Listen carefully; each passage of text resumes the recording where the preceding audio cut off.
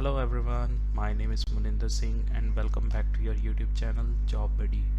If you are someone dreaming of flying the fighter jets or joining the Indian Air Force, then today's video is exactly for you guys. Here I will be telling you step by step how you can apply and check your eligibility for the AFCAT exam. So we will be breaking down the AFCAT flying branch eligibility in the simplest way possible so that by end of the video you will able to know whether you can apply or not for this exam. Alright Job Buddy fam, let's jump straight into it. So here is the eligibility criteria. First of all, this exam is for both men and women, and through AFCAT you can apply for short service commission officer position in the flying branch, and its service would be till 14 years with no further extension. So it's perfect for those who want an adventurous Air Force career early in their life, so it's good for them. So talking about the age criteria, your age need to be between 20 and 24 years at the start of the course, but there is a small bonus as well. If you have a valid commercial pilot license from DGCA, you can get relaxed age limit up to 26 years as well. Now talking about nationality, so it's Indian, simple.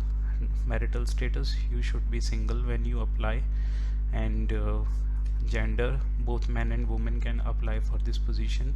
Now talking about the eligibility, education qualification. So to apply for the flying branch you must have minimum 50% marks in both math and physics in your 12th grade, and along with that you should have one of the degree like 3-year graduation degree with minimum 60% marks, or 4-year degree with BE or BTech, or you should have a cleared section of E&B of AMIE or Aeronautical Society from a recognized university with minimum 60% of marks. So these, if you are eligible in this criteria, educational criteria, then you can apply for this, and even final year students can apply, but there is a condition: you should have no backlog and have already scored 60% in your previous semester as well. So addition to that, Indian Air Force release notifications twice every year in June and December, so keep an eye on those months as well guys. Now I will walk through how you can register to this exam.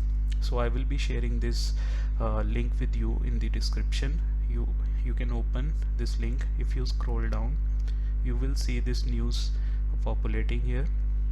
You need to click on the first link. As I click, a new site has been opened. If you scroll down again, there is a news coming. You need to click on the first one here. Once you click, you see here I have already registered and I have my user ID and a password, but if you are first time giving this exam, you need to sign up first. Click on sign up. Yeah, now you need to enter your full name here, your mobile number, confirm your mobile number, email address, and confirm your email address as well. Then you need to click here generate OTP. So you will be receiving OTP on your phone number and your email. Once you verify, you can click on I agree and put this pop-up message here and re-verify. After this you will get your user ID and temporary password. You need to log in again and change your password, and after that you can start adding your details for the registration. Let me log in and show you.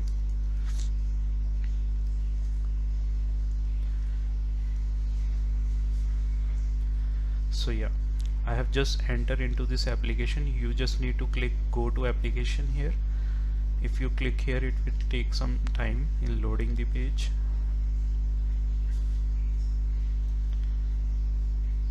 Yeah, it's loaded. So now if you see, there are some mandatory points they have highlighted. So they have told that you should be eligible for this test. You need to check the eligibility criteria, what we just have a walkthrough, and if once the fees is deposited for this test, it will be not refundable.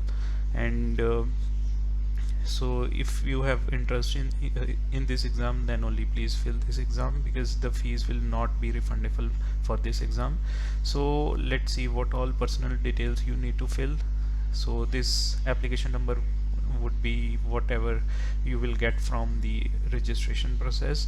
Then your exam category you need to select as AFCAT. So we are filling the AFCAT exam. Here your full name would be there, and they are asking, has your name been officially changed after 10th? So in my case, no. I will be marking as no. So here we need to add our father and mother name, and then the email address, and if we have any other email address we can add here. So nationality we can select, mobile number. So here they are saying candidates visible identification mark. If you have any mark like on your face, how other people can identify you, so like you have a long hairs or you are tall, you can just add one liner here. And do you wear glasses, you can select no. If you select yes, then again you are not eligible for this test. So here they are asking some proofs. So if you scroll down and see PAN card, passport, voter ID, driving license, Aadhaar card, you can select any two and fill the details here. Now they are asking if please select your CPSS or PABT status. In my case I don't have, so I will select as not appeared.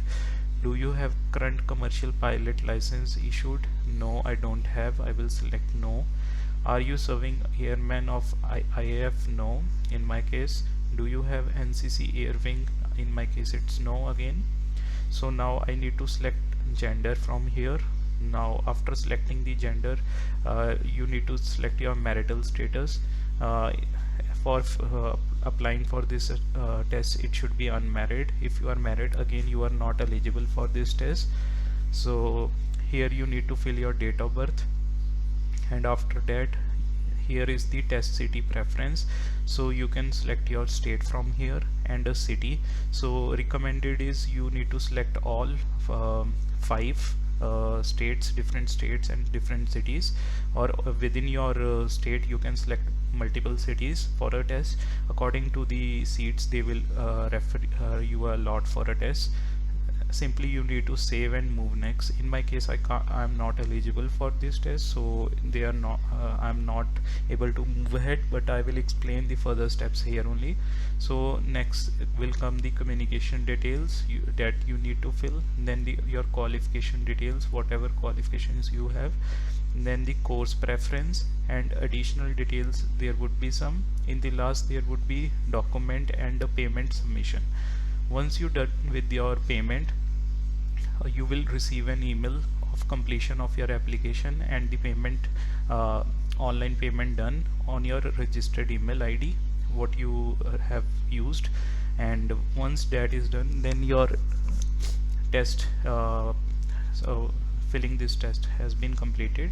So yeah, this is all about in this today's video. If you find this video helpful, please subscribe to our channel and press the bell icon.